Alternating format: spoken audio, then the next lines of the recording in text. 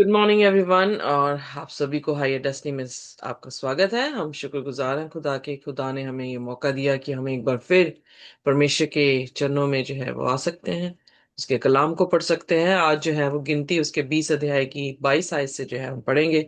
हम ऑलरेडी जो है देख चुके हैं कि लगभग 38 साल जो है वो गुजर चुके हैं और मरियम का मरना हमने देखा और किस तरह से फिर दोबारा से एक बार उन्होंने फिर बुड़बुड़ाया जब उनके पास पानी नहीं था। खुदा ने किस तरह से उन्हें पानी जो है वो मुहैया किया। उनका फिर यही रोना था कि हम काश आते ही ना, या खुदा हमें मारने के लिए या हमारे भाइयों के साथ ही हमें मार देता। हम देख रहे हैं कि उनका अभी तक विश्वास जो है वो खुदा पर मजबूत नहीं हुआ। इनफैक्ट हमारी अपनी लाइफ में भी हम देखें कि अगर हम बचपन से मसीह हैं या कुछ साल गुजर चुके हैं और हम जो है खुदा के पीछे चले हैं, क्या अभी तक हमें सर्च करने की जरूरत है कि अभी तक हम विश्वास में हैं या नहीं हैं। इसीलिए पौलुस कह रहा है कि खुदा आके क्या देखेगा कि क्या तुम में विश्वास है या नहीं है।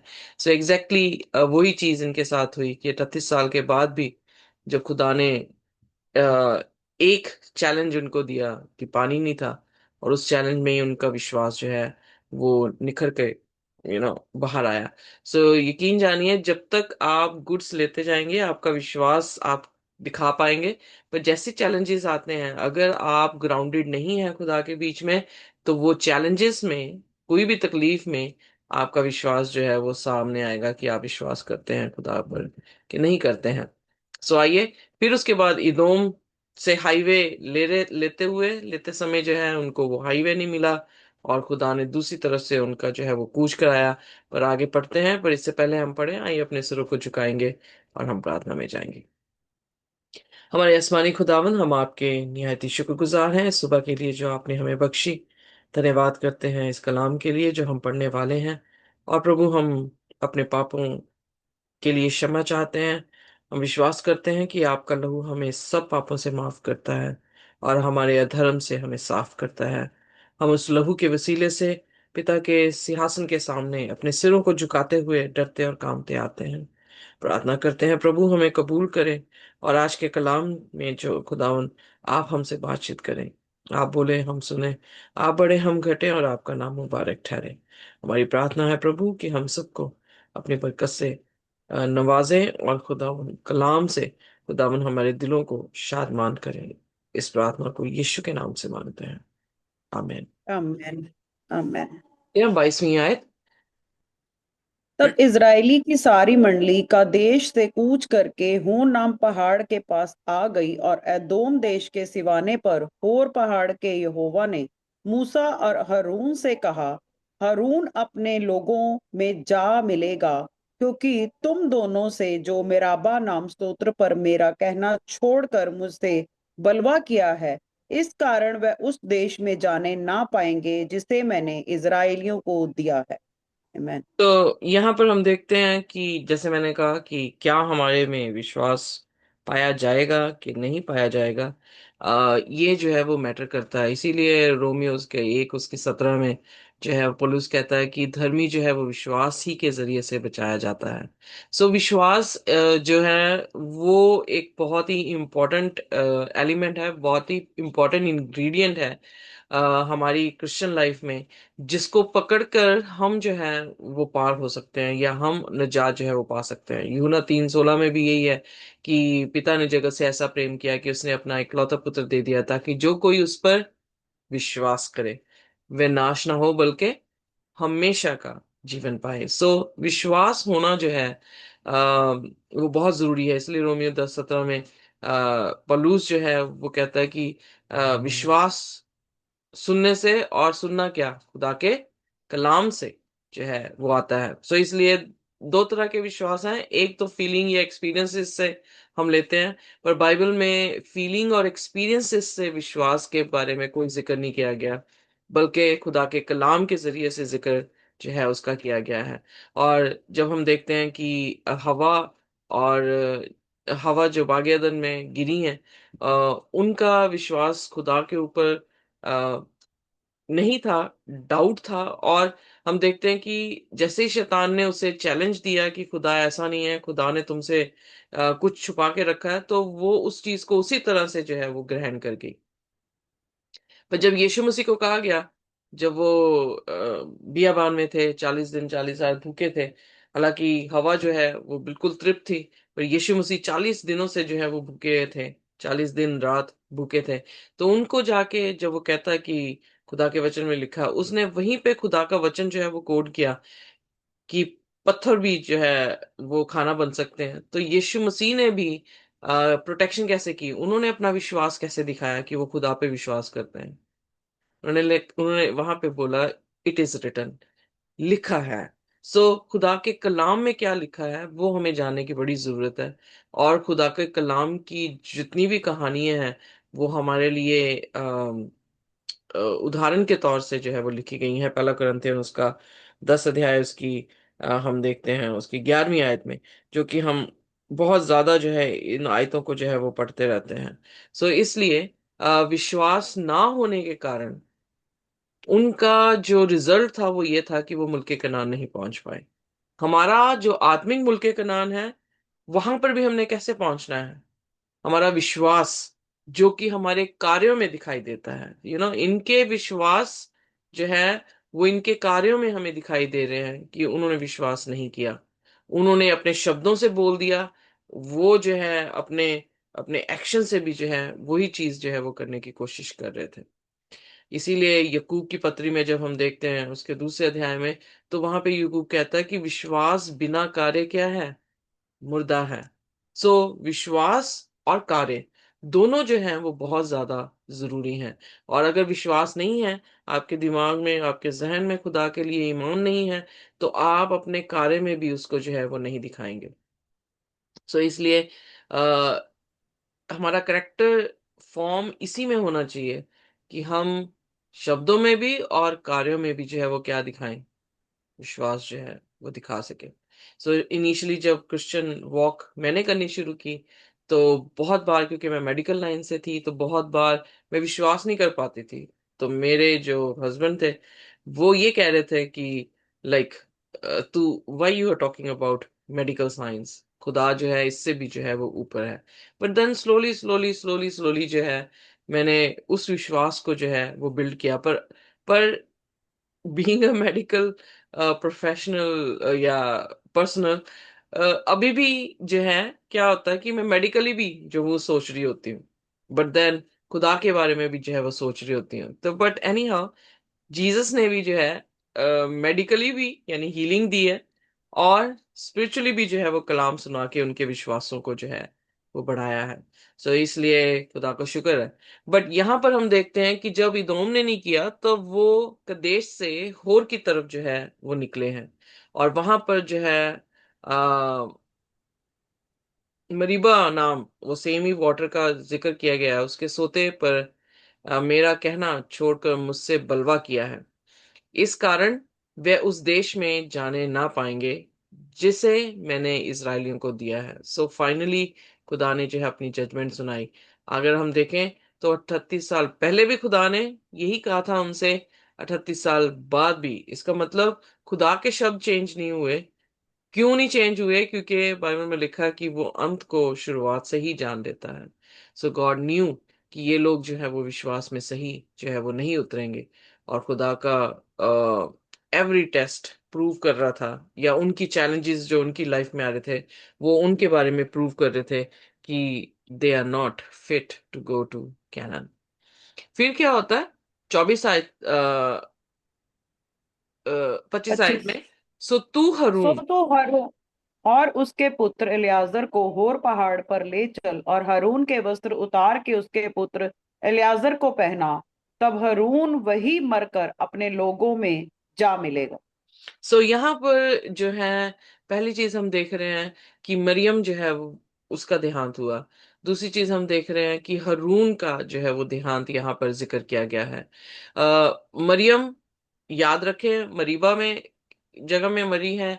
यहाँ पे हारून जो है वो होर में जो है उनका जो है वो देहांत हुआ है। दूसरी बात यहाँ पे देखने को मिलती है कि क्यों खुदा ने कहा कि जो हारून है वो अपने बेटे इलियाजर को जो है वो कपड़ा देगा। कपड़ा जो है वो क्या दिखाता है? कपड़ा धार्मिकता को या रास्तबाजी को जो है वो दिखाता है। या हम एलिया और इलाइशा की जब कहानी पढ़े थे, तो एलिया के वस्त्र जो है वो एलिशा ने जो है वो मांगे थे। तो व्हाट डज दैट मीन? उसका अर्थ यही था कि वो अपनी जो है आगे सर्विस जो है, अपनी टॉर्च जो है वो आगे अपने चेले को जो है वो टॉर्च दे के जा रहा है कि जो मेरा काम था वो काम जो है इलियाजर तू अब जो है वो करेगा। इसी तरह से हम देखते हैं कि प्रभु यीशु मसीह अपनी धार्मिकता, अपने कपड़े जो है हमें दे रहे हैं, अपनी धार्मिकता हमें दे रहे हैं, अपना मिनिस्ट्री जो है वो हमें दे रहे हैं। और इसीलिए हम याजकों का समाज और हम जो है वो क्या कर रहे हैं? लोगों को खुदा के साथ उनकी जो है वो मुलाकात करवा रहे हैं। जैसे यीशु मसीह मीडिएटर बने हैं, वैसे ही वो मिनिस्ट्री हमें भी दी गई है कि हम मीडिएटर बने, क्योंकि हारून जो है वो यीशु मसीह का टाइप है। तो इसलिए हमें समझ आता है कि उसके बेटे को जब दी गई, तो विरासत में हमें भी क्या दिया जाएगा? जो उसके बेटे और बेटियां होंगी, खुदावन यीशु मसीह की धार्मिकता दी जाएगी। और फिर हारून जो है अपने बेटे इलियाजर को होर पहाड़ पर ले चला, और हारून के वस्त्र उतार के उसके पुत्र इलियाजर को पहना दिए गए।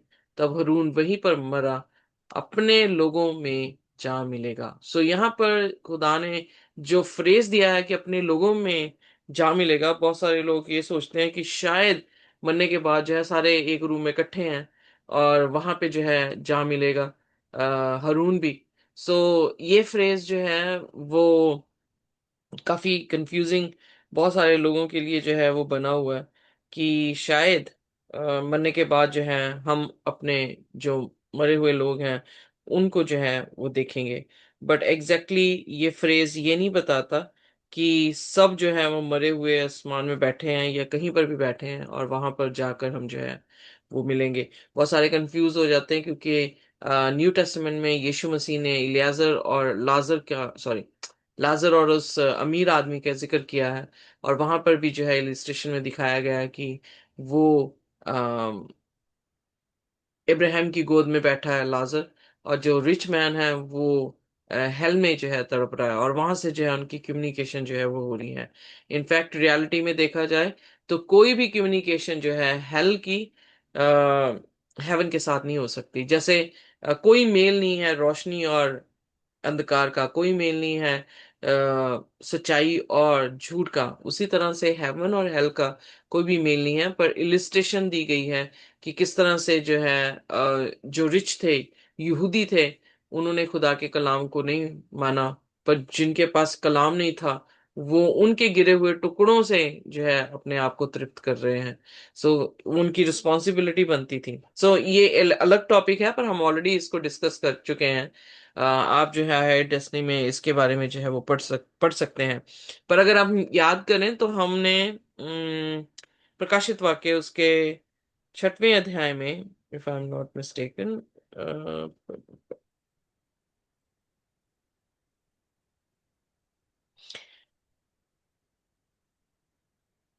उसके 9वीं आयत में भी हमने इस तरह से ही फ्रेज को जो है वो पढ़ा था। आइए पढ़ दे मेरे साथ। जी।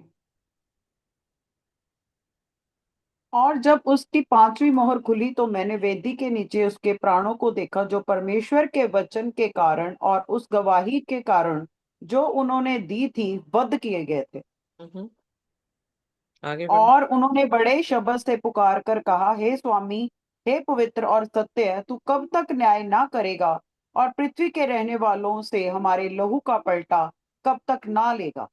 हम्म।